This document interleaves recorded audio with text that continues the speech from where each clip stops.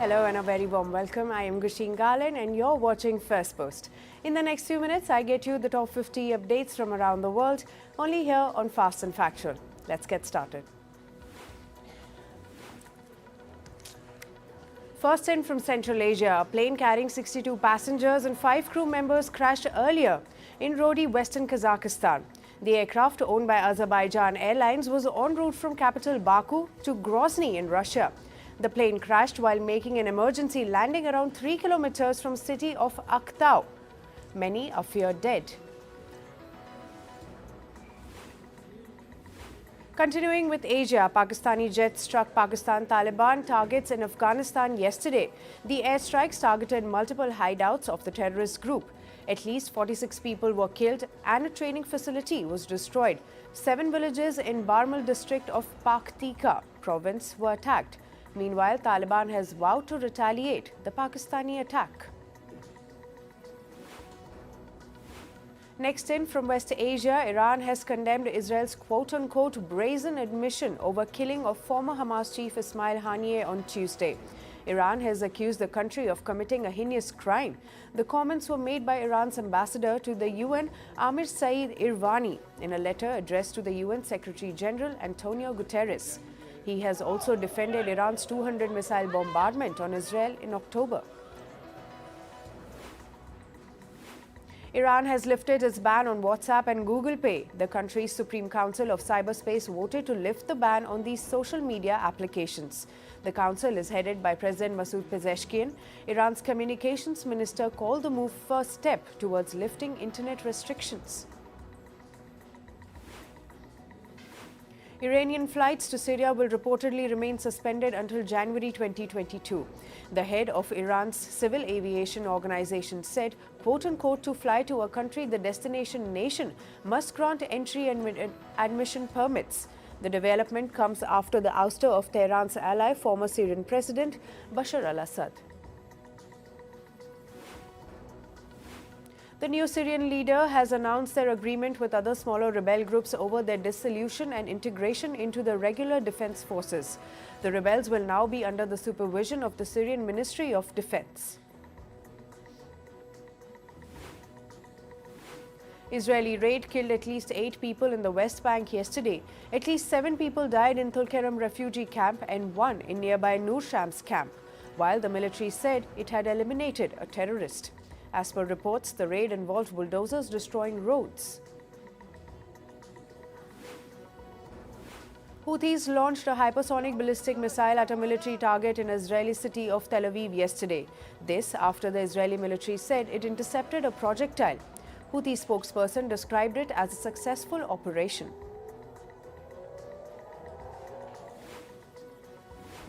Israeli Prime Minister Benjamin Netanyahu has lauded the support of Christians worldwide. Yesterday, he said Christians have stood by Israel as it fights its battle against the evil forces.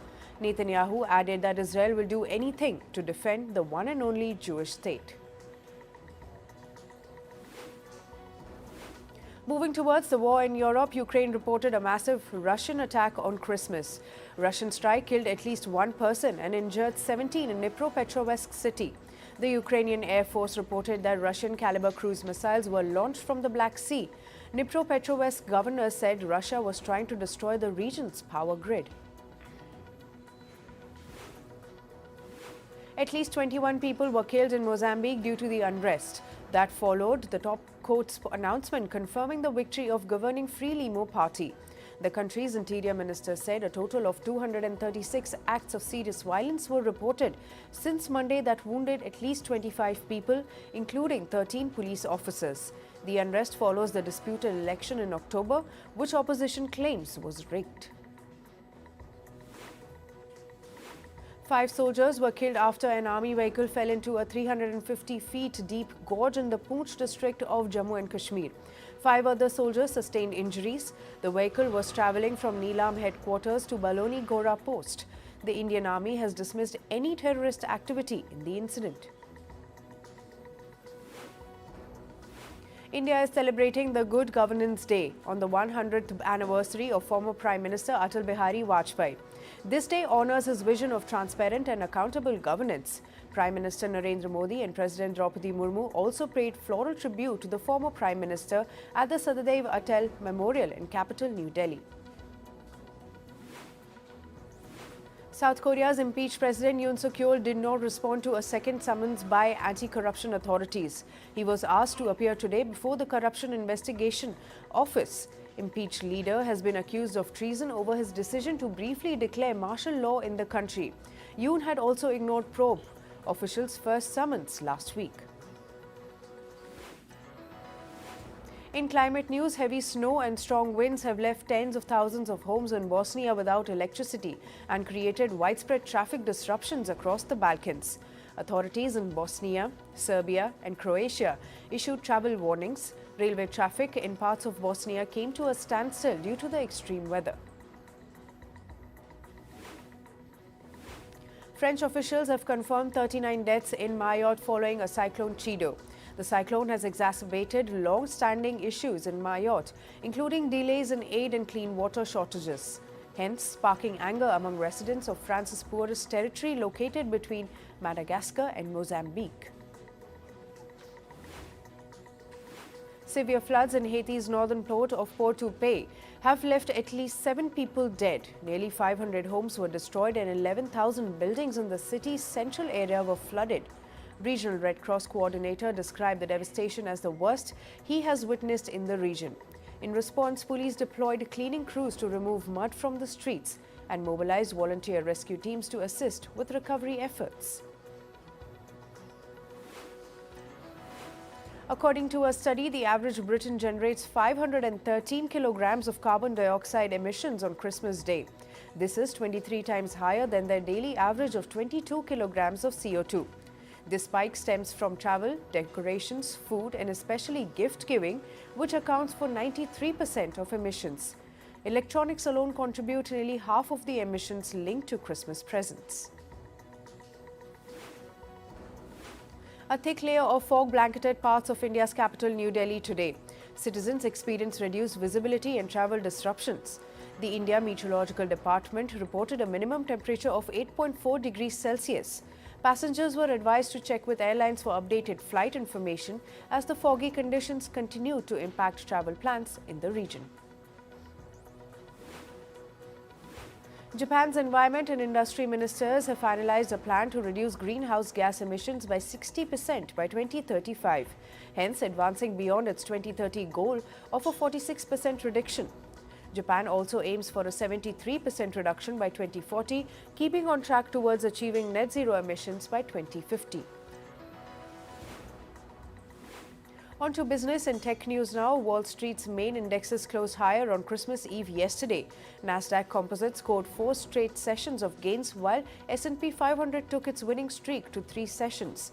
The market high marked the first day of seasonal Christmas rally. Major banks and businesses sued the U.S. Federal Reserve, stating that its annual stress tests for the Wall Street firms violate the law. The lawsuit has been filed in U.S. District Court of Ohio. It states that the central bank's test to determine capital requirements does not follow administrative procedure. U.S. automakers Ford Motors and General Motors are going to donate $1 million each for U.S. President-elect Donald Trump's January inauguration. The companies will also give vehicles during the ceremony. The global production of Toyota Motors has gone down. The decrease that happened for the 10th straight month comes despite the growth in its sales for the second consecutive month. The Japanese car maker witnessed a 6.2% fall in its production from the last month.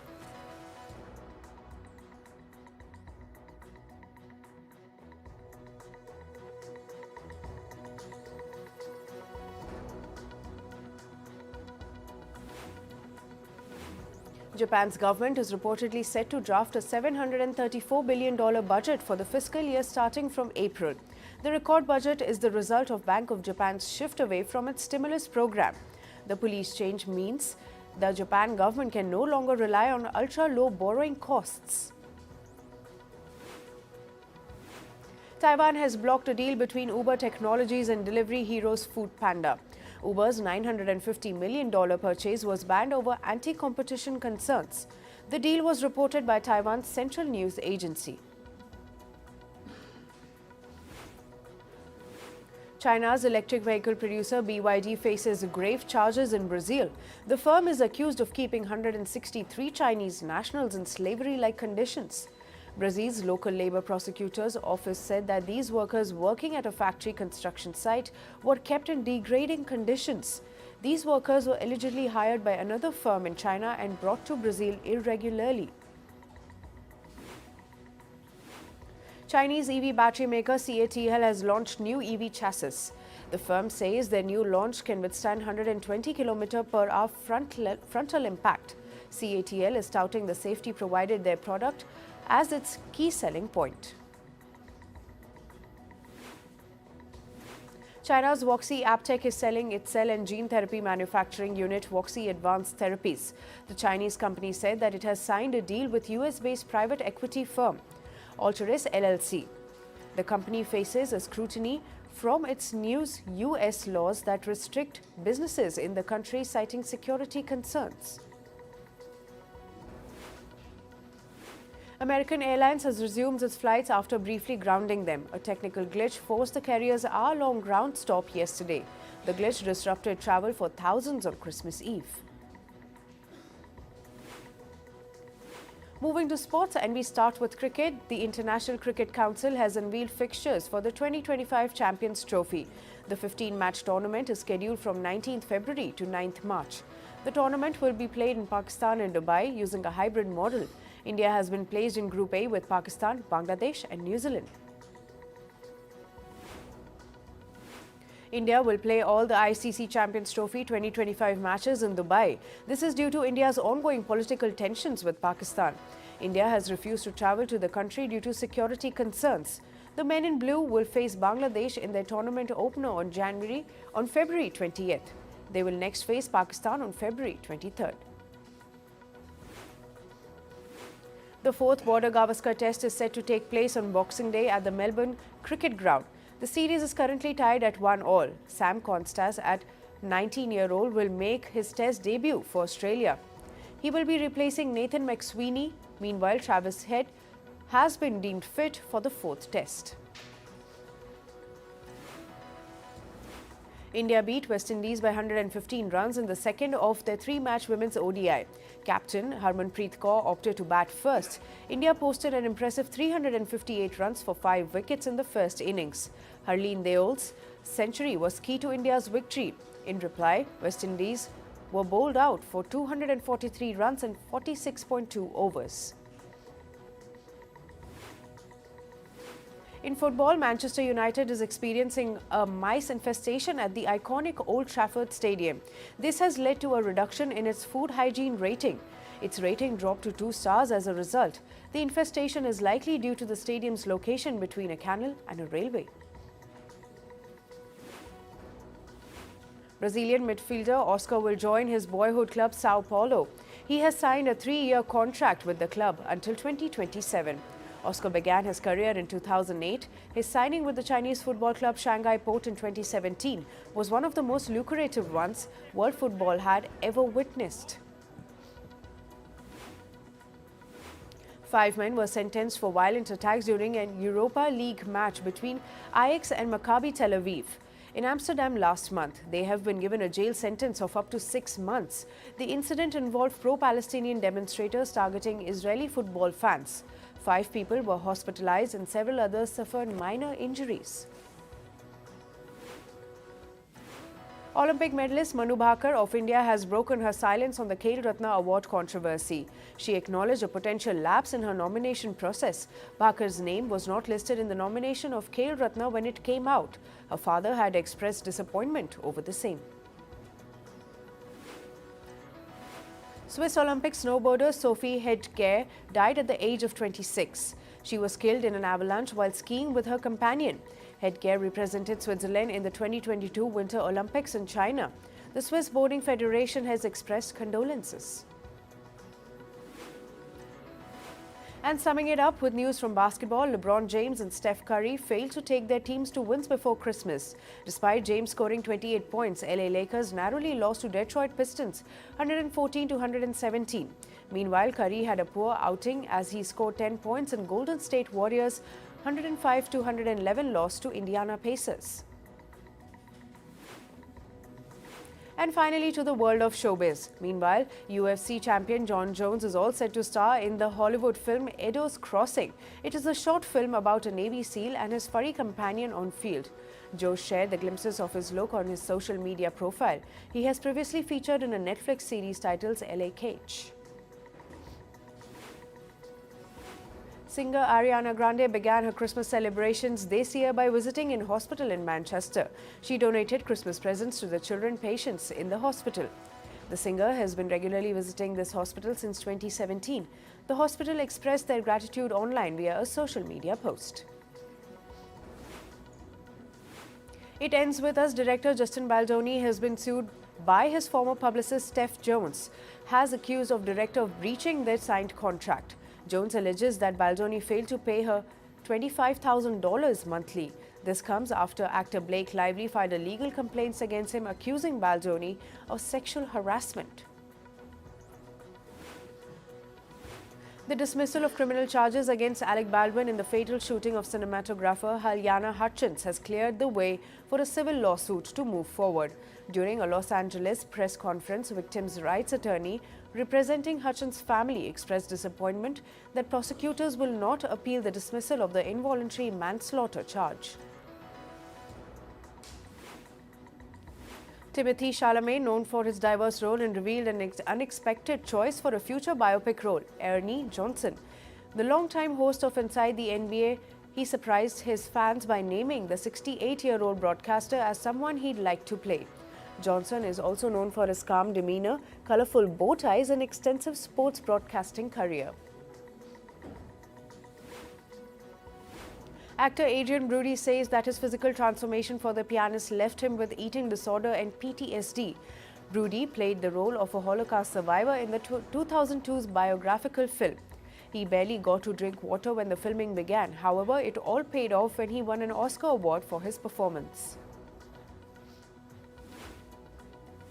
James Gunn, the CEO of DC Studios, has revealed interesting details about the finale of Creature Commandos Season 1.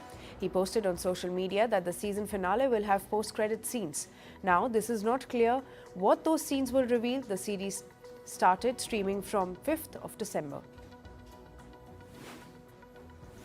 Netflix is all set to stream the final episodes of Cobra Kai. They will debut on the 13th of February next year.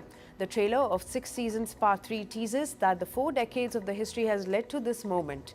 The first installment of Cobra Kai Season 6 debuted in July 2024. Disney's Moana 2 has surpassed $800 million at the global box office. The top performing markets for Moana 2 include France with $47.9 million, the UK with $38.6 million, and Germany with $29.8 million. The sequel has also surpassed Despicable Me 4 and Dune Part 2's businesses. And finally, actor John Reardon revealed that he was diagnosed with tonsil cancer. He posted pictures of him on social media in a hospital. The actor stated that last night was his first night out after his recovery from cancer. He wrote that it was a long way to recovery. That's all for today. I wish you all a very Merry Christmas. Thank you for joining us. I am Gushin Galan and we'll see you right back here tomorrow. Stay informed and stay tuned to Firstpost.